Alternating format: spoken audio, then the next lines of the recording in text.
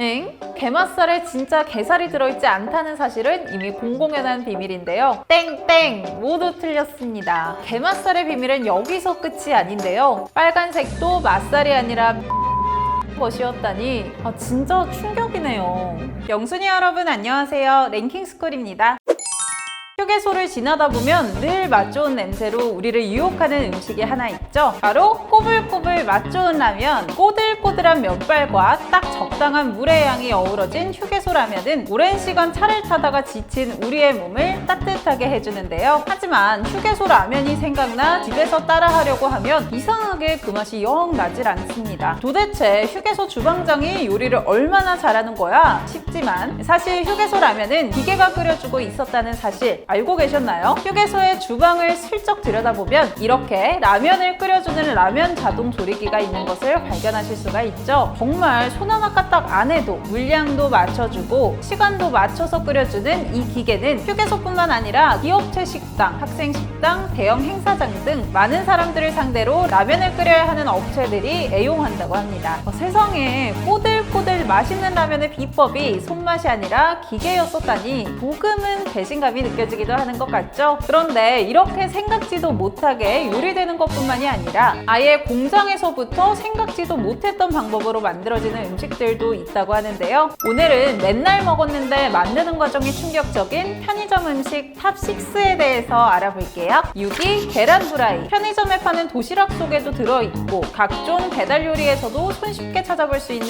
요 동그란 모양의 계란 후라이. 이렇게 계란 후라이를 예쁘게 만들어서 하나하나 넣으려면 손이 참 많이 갈 텐데 사장님들의 투철한 서비스 정신으로 하나하나 구워서 넣어주는 걸까요? 에이, 그럴 리가요. 사실 이 계란 후라이들은 직접 요리한 것이 아니라 냉동된 계란 후라이를 데운 것에 불과하다고 합니다. 실제로 냉동 후라이를 검색해보면 이렇게 대량으로 판매되는 것을 쉽게 발견할 수 있죠. 그런데 놀랍게도 냉동 후라이가 직접 요리하는 계란 후라이보다 비싸기 때문에 비용 절감이 중요한 가게는 직접 후라이를, 요리 과정 간소화가 필요한 가게는 냉동 후라이를 선택한다고 하는데요. 그런데 이 냉동 후라이를 보다 보면 뭔가 놀라운 점을 발견할 수가 있습니다. 일반 후라이에 비해 유독 동그랗고 노른자가 가운데에 예쁘게 자리 잡아 있기 때문 이 예쁜 모양의 비밀은 냉동 후라이를 만드는 과정을 잘 살펴보면 알 수 있죠. 보통 후라이를 만들 때 계란을 탁 깨서 팬 위에 올리기 마련인데 냉동 후라이를 만들 때는 분리된 흰자만 동그란 팬에다가 먼저 익힌 뒤 그 뒤에 노른자를 따로 자리 잡아서 익히는 것이 그 비결인데요. 이렇게 예쁘게 구워진 후라이를 그대로 냉동시키면 편의점 도시락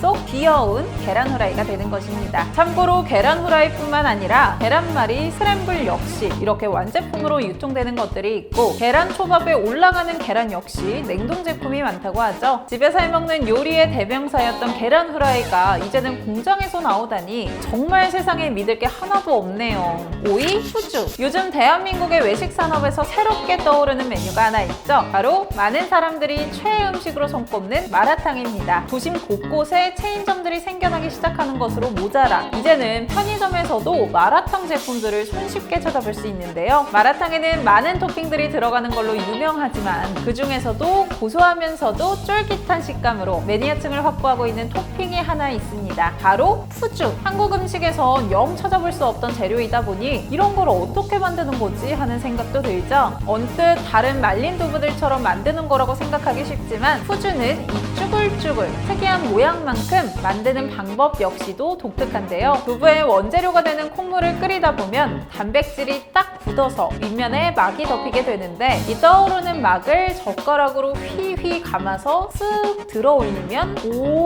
마치 치즈처럼 딸려 올라오는 이것이 바로 푸주의 정체. 이 얇은 막을 조심스레 말리면 맛있는 푸주가 되는 것이죠. 한때 이 푸주가 비위생적인 환경에서 만들어지는 영상이 공개되며 큰 화제가 된 적도 있었는데요. 하지만 찾아보시면 이렇게 깨끗하게 국내에서 만든 푸주들도 있고 다른 푸주 업체들도 이미지 쇄신을 위해 노력하는 중이라고 하니 더욱더 청결 푸주 업체들이 많아져서 마음껏 먹을 수 있으면 좋겠습니다. 4위 구슬아이스. 아이스크림. 놀이공원에 가면 늘 한쪽 손에 들려있게 되는 구슬 아이스크림. 알록달록 구슬형 알갱이들이 붙어있는 이 아기자기한 모습이 귀엽죠. 여기에 작은 크기 때문에 씹으면 느껴지는 독특한 식감과 다른 곳에서 쉽게 사 먹을 수 없다는 희귀함까지 합쳐져서 놀이공원에서 늘 부모님께 사달라고 졸라대던 간식이었는데요. 그런데 이 구슬 아이스크림 은근히 가격이 사악하게 그지없습니다. 다른 아이스크림이 1,000원대 가격을 형성할 때도 혼자 고고하게 3,000원대를 유지하는 구슬 아이스크림. 하지만 그 제조 과정과 보관 과정을 살펴보면 고개를 끄덕일 수밖에 없다고 하죠. 구슬 아이스크림을 만들 때 원유의 각종 원료를 혼합해 아이스크림 믹스를 만드는데요. 이 형형색색의 아이스크림 믹스를 극한에 저온 상태인 액체 질소 탱크 안에다 한 방울씩 떨어뜨리기만 하면 동그란 방울 형태로 꽁꽁 얼어버리고 그대로 구슬 아이스크림이 되는 것이죠. 와, 동심의 세계에서 만나던 이 귀여운 구슬 아이스크림이 알고 보니 최첨단 기술로 만들어졌다니 괴리감이 어마어마한데요. 심지어 구슬 아이스크림 보관을 위해서는 영하 40도 이하의 냉동실에 보관되어야 하는 조건까지 붙는다고 합니다. 일반 냉동고에서는 보관하는 순간 녹아내려 자기들끼리 엉겨붙게 되기 때문이죠. 이렇게 최첨단 기술로 제조되고 보관을 위해 전용 냉동고를 구비해야 하다 보니 어쩔 수 없이 그 가격이 비쌌던 것입니다. 어쩐지 매번 구슬 아이스크림은 다른 냉장고에 들어있더라니.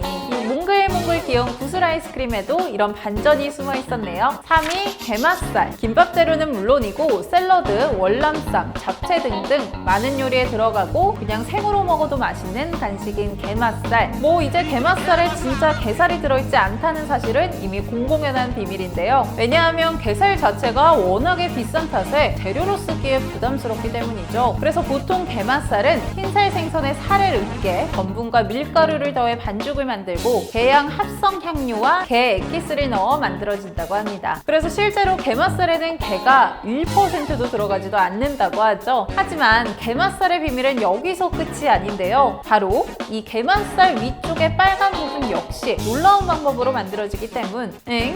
맛살에 그냥 빨간 색소를 바르는 거 아닌가요? 설마 1%밖에 안 들어있는 게 성분이 모두 저 빨간색에 물려있나? 땡땡! 모두 틀렸습니다. 사실 이 빨간색은 맛살이 아닌 맛살을 둘러싼 비닐에 바르는 것이라고 하죠. 게맛살을 감싸는 포장지 위에 이렇게 천연 색소를 코팅해 놓고 게맛살 반죽을 그 위로 지나가게 하면 짜잔! 이렇게 우리가 아는 게맛살이 완성! 와, 정말 생각지도 못했던 제조 방법이긴 한데 게맛살에 게도 안 들어가 있고 빨간색도 맛살이 아니라 비닐을 코팅한 것이었다니 진짜 충격이네요.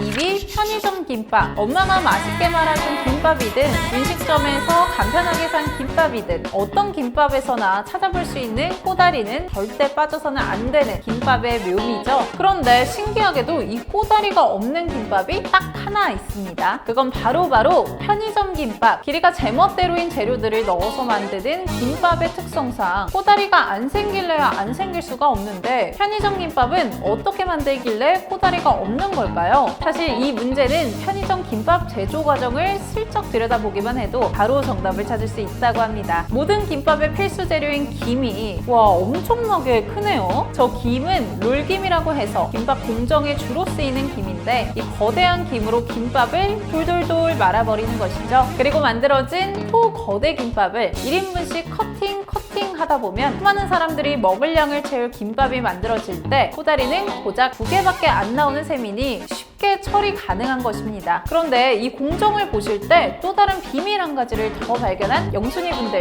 계신가요? 네, 바로 몇몇 공정을 제외하면 사람이 직접 손으로 하는 공정이 대부분이라는 사실. 김, 밥, 재료만 넣으면 기계가 뚝딱뚝딱 만들어줄 것 같지만 재료들을 밥 위에 올려놓는 것도 사람, 참기름을 발라 윤기와 향을 더하는 것도 사람, 중량이 미달이면 직접 폐기 처분하는 것도 사람. 의외로 사람의 손이 닿지 않는 곳이 없었던 것이죠. 이렇게 많은 정성이 들어간 것을 보니 괜히 오늘은 편의점 김밥이 땡기는데요. 그런데 이런 김밥보다 사람의 손을 더욱더 많이 타는 놀라운 제품이 있었다고 하는데 1위 참치캔. 요즘에야 참치하면 빨간 참치회가 유명해졌지만 사실 우리에게 참치하면 제일 익숙한 건 이 노란색의 캔에 담겨있는 참치캔이죠. 비싼 생선인 참치를 비교적 저렴한 가격에 순살만 쏙쏙 골라 먹을 수 있다 보니 남은 부위를 갈아서 넣어주는 만들어주는 것 아니냐는 우스갯소리가 나오기도 했는데요. 사실 알고 보면 앞서 설명해드렸던 편의점 김밥보다도 훨씬 까다로운 수작업으로 만들어지는 제품이라고 합니다. 참치캔에 들어가는 참치들은 그날그날 들어오자마자 즉시 세척 후에 손질을 시작하는데요. 우선 살코기가 지저분해지게 만드는 내장을 일일이 손으로 제거하고 보온해서 삶는 과정을 거치게 되죠. 그리고 사람의 손이 바빠지는 것은 이렇게 참치가 하얗게 익은 직후부터라고 합니다. 통조림 안에는 오직 살코기만 들어갈 수 있기 때문에 다 같이 옹기종기 모여 수작업으로 일일이 가시와 껍질 제거를 시작하는데요. 그도 그럴 것이 참치 한 마리에서 나오는 뼈의 개수가 무려 277개에 달하기 때문 하나라도 놓칠세라 4차례에 걸쳐 뼈를 제거해주면 끝 같지만 그래도 잔뼈가 남아있는지 한 번 더 검수를 마치고 나서야 비로소 끝이 나죠. 그리고 참치가 예쁘게 담긴 캔에 기름을 채워주면 되는데 잠깐 이 기름 역시 참치에서 나온 것이 아니라 카놀라유나 콩기름이라고 합니다. 이 기름들이 담백한 참치의 살에 풍미를 더해주는 작용을 한다고 하는데요. 비록 캔의 크기는 작지만 이 캔 하나를 위해 들이는 사람들의 노고가 정말 엄청나죠. 이 조그만 게 왜 이렇게 비싸? 하고 매일 불평했었는데 이런 작업 과정을 보고 나니 오히려 혜자로 느껴질 정도입니다.